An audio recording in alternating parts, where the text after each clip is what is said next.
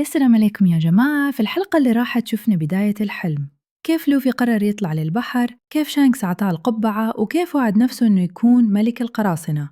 واليوم نبدأ أول خطوة جدية، أول طاقم، أول سيف، وأول صداقة حقيقية في رحلته مع رجل اسمه رورونو زورو.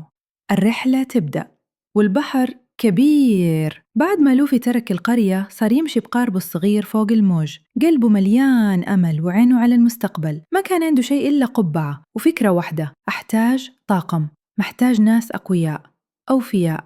وفي بداية الطريق يصادف شاب اسمه كوبي، فتى خجول يشتغل غصب عند قرصانة اسمها ألفيدا. لوفي ما يحب الظلم، واجهها وانتصر وأنقذ كوبي، ومن هنا تبدأ رحلتهم سوا.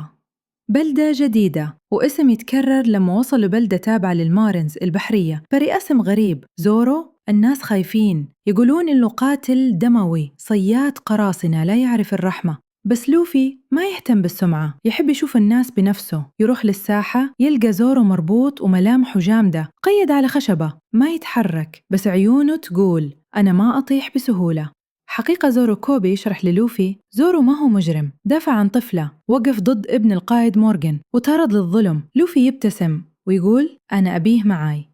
أول حوار لوفي يروح له ويقول إذا أنقذتك تنضم لطاقمي. زورو طالع فيه لحظة صمت، بعدين يرد أنا عندي حلمي الخاص، بس إذا ما تعارض مع حلمك يمكن. المواجهة: لوفي يواجه القبطان مورغان، رجل متغطرس متكبر يستخدم سلطته في إدلال الناس. معركة سريعة لكن قوية، لوفي يستخدم فاكهته يهاجم ويكسر سلاحه. في النهاية زورو يتحرى، ياخذ سيوف الثلاثة ويقف جنب لوفي. أنا رورونو زورو، من اليوم بقاتل معك، بس تذكر هدفي أن أكون أقوى سياف في العالم.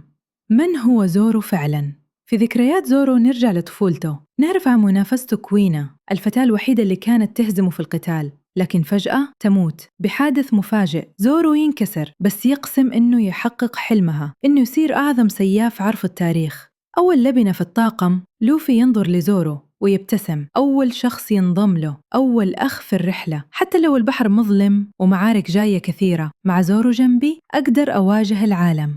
الطاقم بدأ يتكون، بس باقي ناقصهم شيء مهم: شخص يفهم البحر، يعرف يقرأ الخرايط ويقود السفينة. وفي الحلقة الجاية نقابل نامي، بنت ذكية سريعة وما تثق بأحد. هل فعلا راح تنضم